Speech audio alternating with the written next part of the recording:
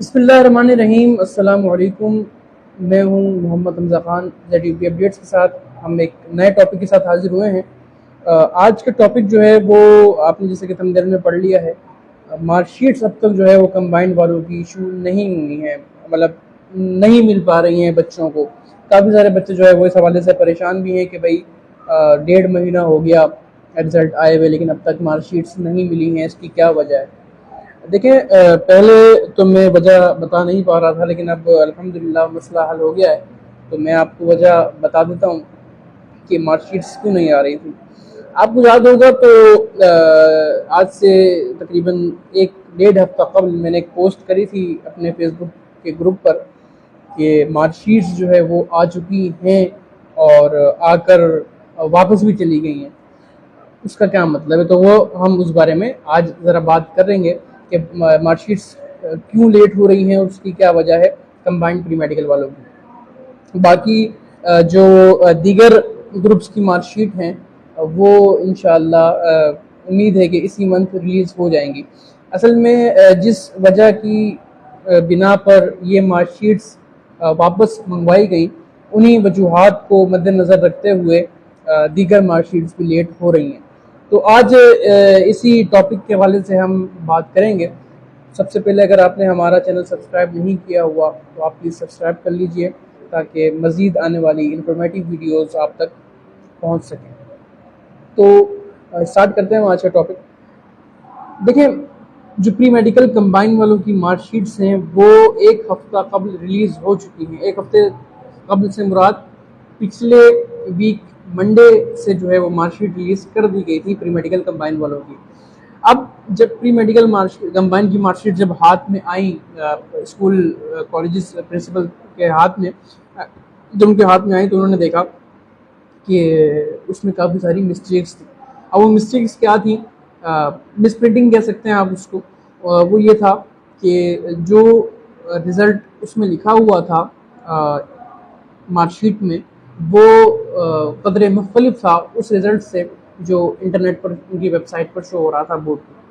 तो एक तो ये बहुत बड़ा तज़ाद था कि जो रिज़ल्ट बोर्ड की वेबसाइट पर शो हो रहा है और जो रिज़ल्ट मार्कशीट में है वो दोनों एक दूसरे से मुख्तलिफ थे।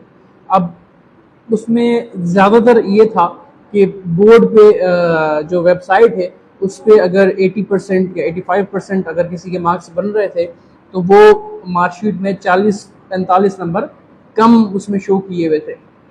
तो ये एक बहुत बड़ा मसला था जिसकी वजह से अगर ये मार्कशीट्स बच्चों को, स्टूडेंट्स को दी जाती तो वो और ज़्यादा परेशान हो जाते। तो इसलिए कॉलेजेस जो प्रिंसिपल्स थे उन्होंने बच्चों को देने के बजाय वापस वो बोर्ड में जमा करवा दी ताकि वो करेक्शन होकर वापस आ सके।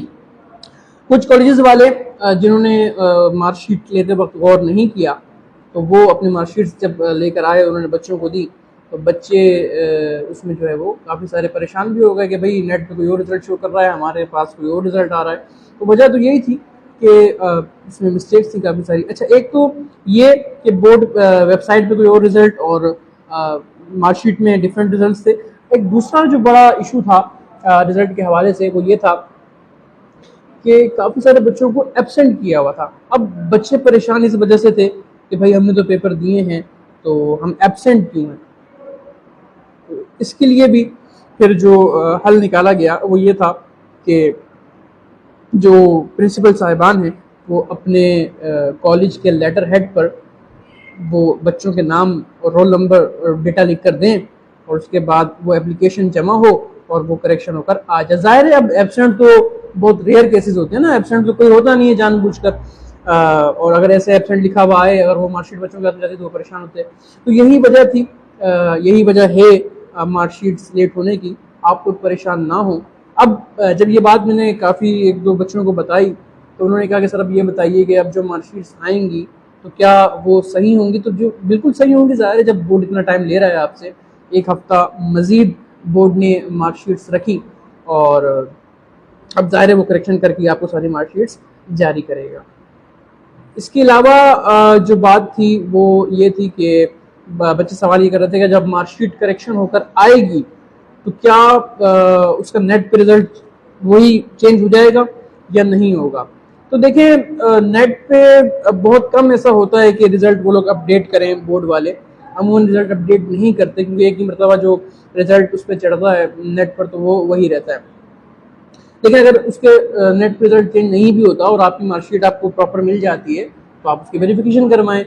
वेरिफिकेशन का जो प्रोसेस है वो इंशाल्लाह मैं अपनी अगली वीडियो में आपको तफसील के साथ बताऊंगा कि वेरिफिकेशन जो है वो बोर्ड वाली वेरिफिकेशन किस तरीके से होती है और IBCC की वेरिफिकेशन किस तरीके से होती है। आज के टॉपिक के हवाले से आपका अगर कोई मज़ीद क्वेश्चन हो तो आप मुझसे कमेंट सेक्शन में भी पूछ सकते हैं, और बाज़ अगर रिप्लाई में नहीं दे पाता तो आप मुझसे व्हाट्सएप पर भी रब्ता कर सकते हैं। इसके अलावा मैं इंशाल्लाह मैंने आज पूरी कोशिश करी कि मैं सारे टॉपिक्स क्लियर कर दूं, मतलब जो जितने भी शुबहात थे, जितने भी सवालात थे बच्चों के, वो उसका मैं जवाब दे दूं। लेकिन इसके अलावा भी अगर आपको कोई सवाल हो तो आप मुझसे ज़रूर पूछिएगा। जज़ाकल्लाहु खैरा।